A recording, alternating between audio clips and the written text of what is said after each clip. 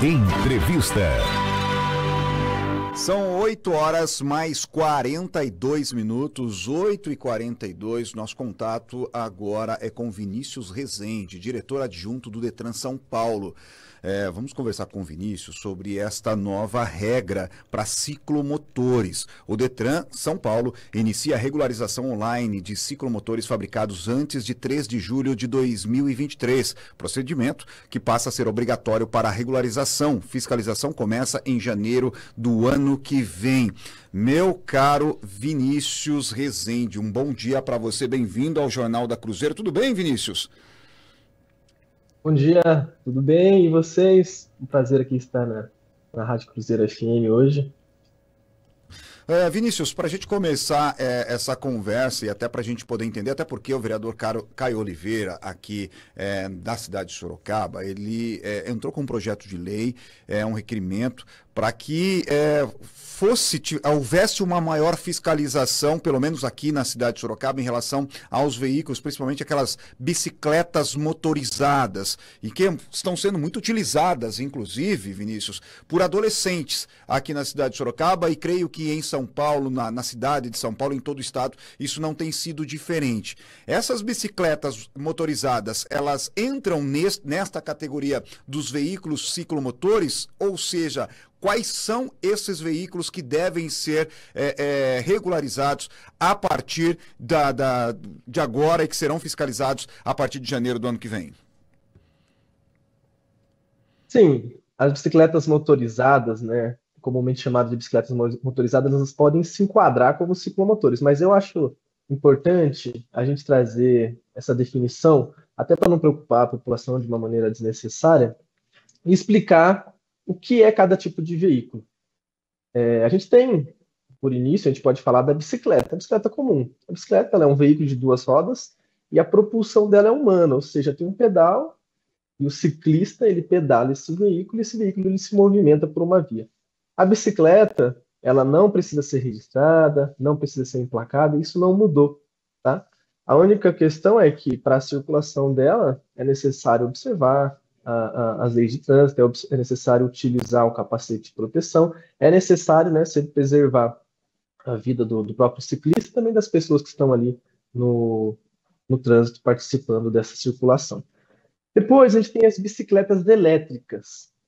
Então, o que é uma bicicleta elétrica? Ela é uma bicicleta, ou seja, possui duas rodas, ela possui um pedal, então a propulsão dela também é humana, mas ela possui um motor elétrico.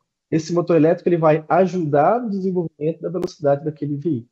A bicicleta elétrica, ela desenvolve até 32 km por hora e ela possui um motor de até 1000 watts.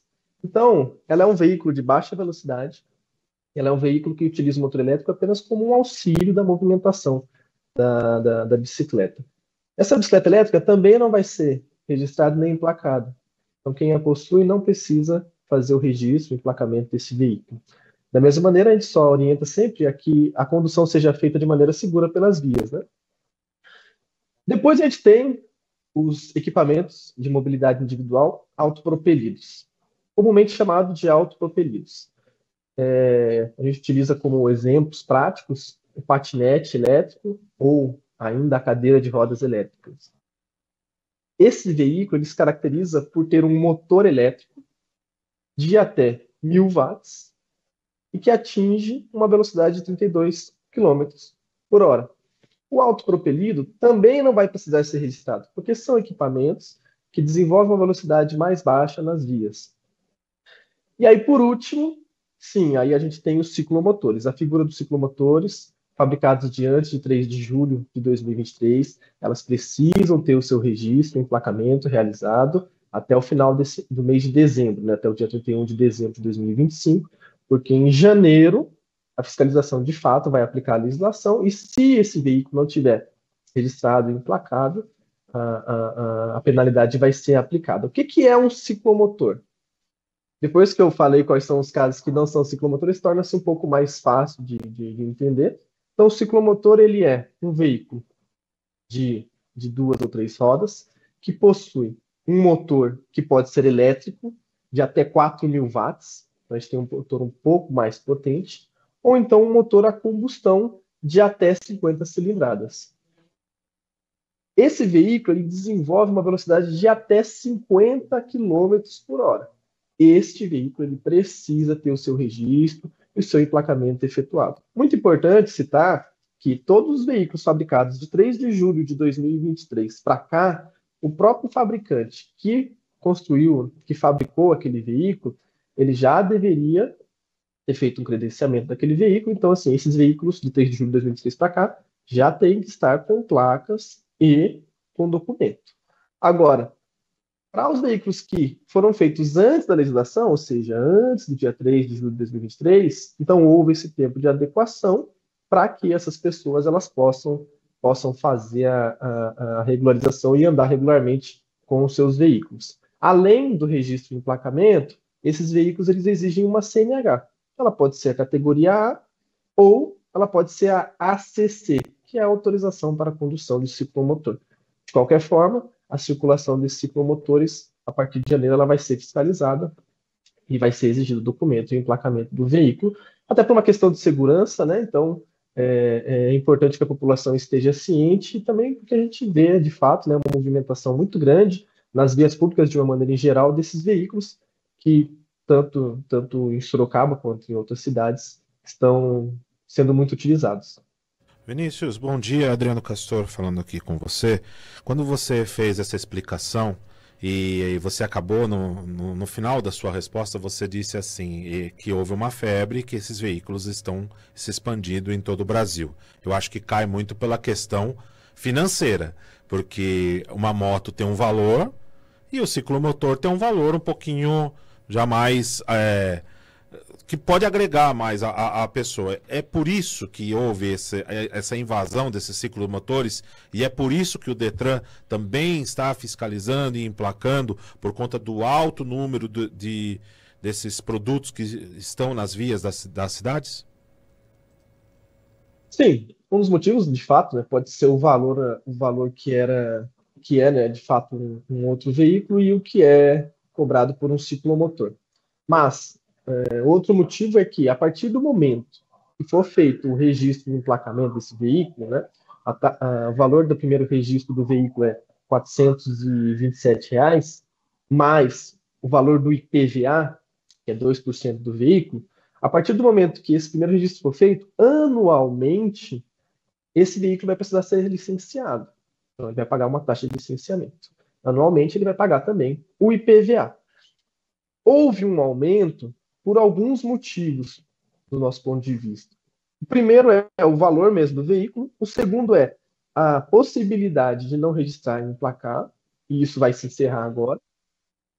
E aí a gente tem uma questão também de circulação. Uma vez sem registro, sem emplacamento, há uma dificuldade da fiscalização atuar, de fato entendendo onde esse ciclomotor está circulando. E o ciclomotor, diferentemente de outros veículos, ele não pode circular, por exemplo, em rodovias e em vias de trânsito rápido. E ele também não pode circular onde poderia circular uma bicicleta, por exemplo, que são nas ciclofaixas e nas ciclovias.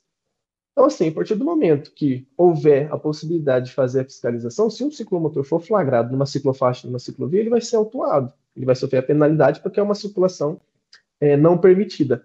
Então, esse conjunto de fatores, tanto em relação ao custo quanto ao deslocamento em algumas vias, gerando uma confusão para diferenciar se ele poderia ou não poderia estar ali, acabou de fato aumentando o uso desses ciclomotores, e aí, de uma maneira geral, até pela preservação da integridade física das pessoas do trânsito e também das vidas, foi necessário fazer esse processo de regularização desses veículos, e aí a partir de janeiro, né, todos esses veículos vão sofrer aí as fiscalizações devidas para garantir que eles estejam adequados à legislação de trânsito. Isso é muito importante. O Detran não quer tirar o ciclomotor das vias ou qualquer outro veículo das vias. A única pretensão é que essa regularização seja feita e a circulação seja feita de forma segura e rastreável, uma vez que, existindo um documento, existindo uma placa, né, é possível fazer o rastreio e verificar se esse veículo está adequado para a circulação. Bom dia, Vinícius. Fernando Guimarães por aqui, tudo bem? Vinícius, apesar das explicações, temos de admitir que é bastante confuso, bastante complicado de entender como que vai ser feita essa resolução e a separação desses veículos também. Inclusive com o vereador Caio Oliveira, que esteve aqui conosco, havia também o comentário com relação àquelas bicicletas motor mosquito, que também entrariam dentro da resolução. Essa é uma pergunta que eu te faço, como que o Detran observa e avalia a questão dessas bicicletas com motores mosquito e se o município tem também como fazer a gestão do trânsito, considerando-se também que o trânsito tem o caráter municipal. Agora, só pegando esse gancho do Fernando Guimarães, o ouvinte vai interagindo com a gente aqui, o Paulo, ele diz o seguinte, e aí fica o questionamento também para as equipes do Detran. Interessante este assunto do ciclomotor.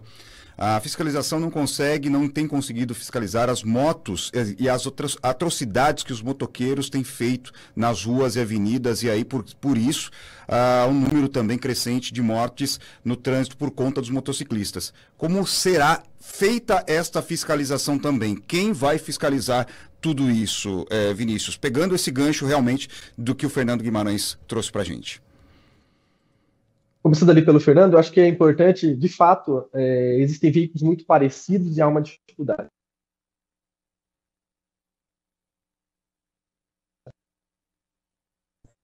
A questão, Fernando, e acho que ele falou motor mosquito, né? E aí eu acho que essa é uma divisão bem clara, tá? Qualquer motor a combustão. Então, eu tenho uma bicicleta, veículo de duas rodas, e tenho um motor a combustão, esse veículo precisa ter registro de emplacamento. O que é motor a combustão? Movido a gasolina. Então, se o meu veículo ele utiliza gasolina, esse veículo precisa de registro de emplacamento. Não é necessário nem entrar no mérito de qual que é a potência ou esse tipo de coisa. Então, assim, para esses veículos que possuem um motor a combustão, a divisão fica bem clara. Então, se o cidadão possui um veículo desse em sua residência, se o veículo dele utiliza gasolina para se movimentar, ele vai precisar de registro de emplacamento. Eu acho que essa é a divisão mais fácil a ser feita em relação a uma boa parte, se não a maioria dos casos. E eu acho que até o alvo do Fernando, até o pessoal fala das cinquentinhas e falam de outras questões aí, mas o motor a combustão ele precisa de registro de emplacamento, independente da capacidade desse veículo, tá?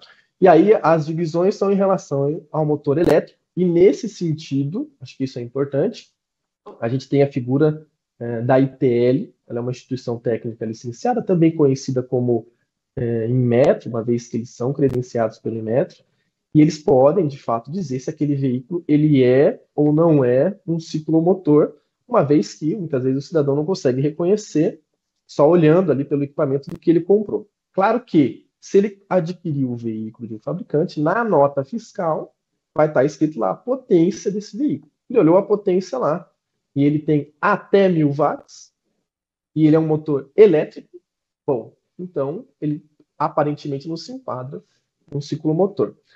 Agora, se ele olhou na nota fiscal e está lá mais de 1000 watts, ou seja, 1500 watts, ele é um ciclomotor, ele se enquadra como um ciclomotor. Ele olhou na nota fiscal o combustível e a gasolina, ele é um ciclomotor. Ele não tem a nota fiscal, mas ele sabe que para movimentar o veículo dele precisa colocar gasolina, ele é um ciclomotor. Então, assim, motor a combustão sempre vai ter que ser registrado, emplacado, e se ele for elétrico, aí tem que verificar só essa questão da potência que pode ser feita junto com o fabricante. É importante trazer aqui que no ato do registro do veículo junto ao Detran, vai ser feita a exigência de uma inspeção nessa ITL que eu citei, e a ITL vai dar a garantia de que aquele veículo dele é um ciclomotor de fato. Então, assim, a gente não vai colocar placa e nem emitir documento para um veículo que não esteja com um laudo feito pela ITL dizendo que aquilo é um ciclomotor. A pergunta do ouvinte, Douglas, eu acho que é bem pertinente, né? Como vai ser feita essa fiscalização? Bom, hoje a gente faz as fiscalizações de trânsito através da Polícia Militar, e a Polícia Militar ela atua de forma estratégica, onde ela posiciona os veículos em locais de movimentação, em locais onde há denúncias, né? Em locais onde o serviço público, de uma maneira geral, identifica que é necessário fazer uma fiscalização ali.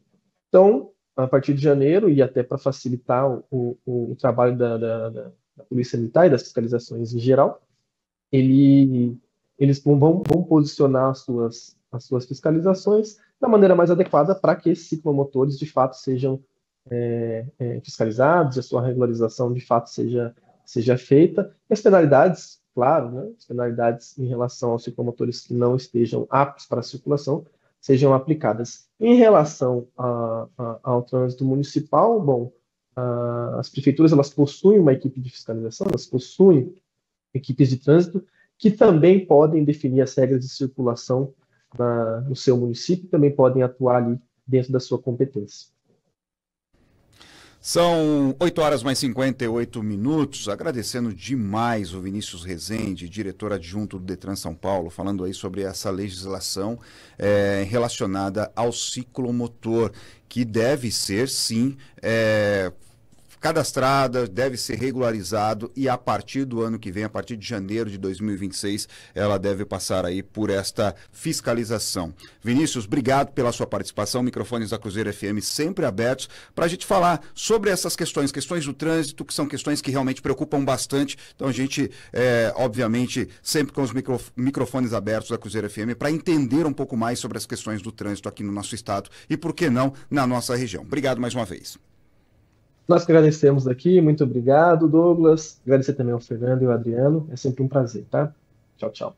Bom dia.